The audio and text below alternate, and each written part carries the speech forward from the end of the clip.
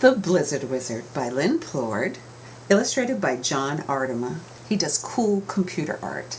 Published by Down East Books. And I hope if you have a copy of the book that you follow along for the pictures or just enjoy the reading, and then you can go back and look at it and see some of the special ways I like to share books. Here we go. No snow, sighed the kids one early winter day. No snow, said the Blizzard Wizard. I can't find my snow spell. It must be here somewhere. But how can we make snowmen without big, round balls of snow? So sorry, apologized the Blizzard Wizard. He knew a winter without snow was like a birthday cake without candles. Let me try to make some snow. I'm sure I can remember a few words from the spell. The Blizzard Wizard raced outside and wildly waved his wand. I used to twirl a baton, so I'm going to use that as my wand. And I'm going to say the spell. I'll start it, and you repeat it after me. White and fluffy. Your turn. White and fluffy. Fluffy and white. Fluffy and white. Rah-rah-rah-sis-boom-BAAAAA. Rah-rah-rah-sis-boom-BAAAAA. It worked. White and fluffy things began falling from the sky. Hooray, shouted the kids as they made beautiful snowmen. Still no snow, said the kids one midwinter day. Still no snow, said the Blizzard Wizard. I hope to find my snow spell any second now. I've even had my owls searching, but they don't give a hoot. But how can we go sledding without slippery snow? So sorry, apologized the Blizzard Wizard. He knew a winter without snow was like riding a bike without wheels. He frantically turned to the pages of one of his books, checking every single S spell. Here's a slippery spell, he announced. The Blizzard Wizard climbed atop the kid's favorite sledding hill and chanted, Slippery, slippery, your turn. Slippery, slippery. Bunches and bunches. Bunches and bunches. Make this place appealing. Make this place appealing. It worked. Slippery things suddenly covered the hill. Hooray, shouted the kids, who didn't need their sleds to go sliding on the slippery, sloppy, floppy peels. Still no snow, sighed the kids one late winter day. Still no snow, said the Blizzard Wizard. I've even looked behind all the invisible things in my supply closet.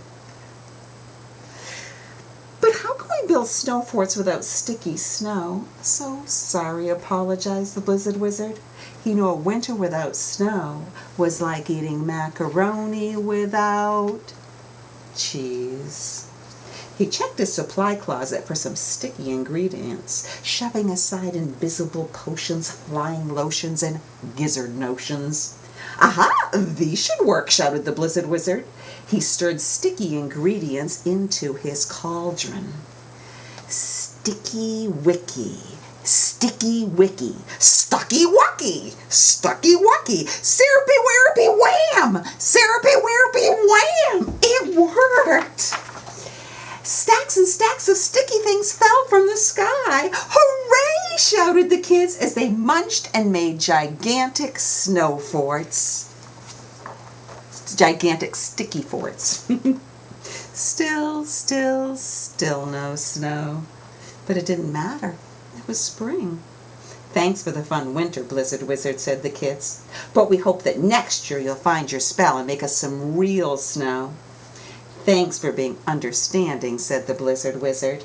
I promise I'll look for my snow spell every single second. After all, he knew a winter without snow was like a rainbow without colors. One midsummer day, the kids invited the Blizzard Wizard to join them at the beach. But I haven't found my snow spell. Oh, come on. You deserve one day off, said the kids. And you still have the rest of summer, all of fall, to look for your spell. When they set foot on the beach, the kids shouted, "Last one in is a rotten wizard." They grabbed the Blizzard Wizard by his robe and tugged him toward the water's edge. "Oh no, we tore your robe," said the kids. "Don't worry, I'm wearing a bathing suit underneath," said the wizard. "I'll fix my robe later with a breathtaking thread-making spell." The Blizzard Wizard wiggled out of his robe and slung it aside. As it landed on the sand, one of the kids saw something white inside. "Is that a tag?" she asked. "What size do wizard robes come in?" No, it's not a tag," said the Blizzard Wizard. "Wizard robes are one size magically fits all." He glanced down and shouted, "It's my snow spell! That's where I pinned it safe inside my robe so I wouldn't lose it." "Hooray!" shouted the kids. "Showtime, snow time," announced the Blizzard Wizard as he checked his snow spell and began chanting magical words. After all, he knew it was never too late to make up for lost time, and the winter without snow had been like dancing without music. Here's the spell. I'm going to hold it up and I want you to help me with it. Let it snow, let it snow, let it snow. Very good. When you get to look at the book up close, there's a blizzard of facts in back. So it tells facts about blizzards and snowstorms, some really big-time ones. And one that I kind of like is, it says, during the winter of 1963-64, the Blizzard Wizard worked overtime in my state of Maine. That's where I live. The first snowfall was on September 13th, 1963. September 13th? And the last snowfall was on June 17th, 1964. June 17th! That winter lasted 9 months. It doesn't always last 9 months here in Maine, but we can have quite a bit of snow here. I hope you get to enjoy snow, and thanks for helping me with my story.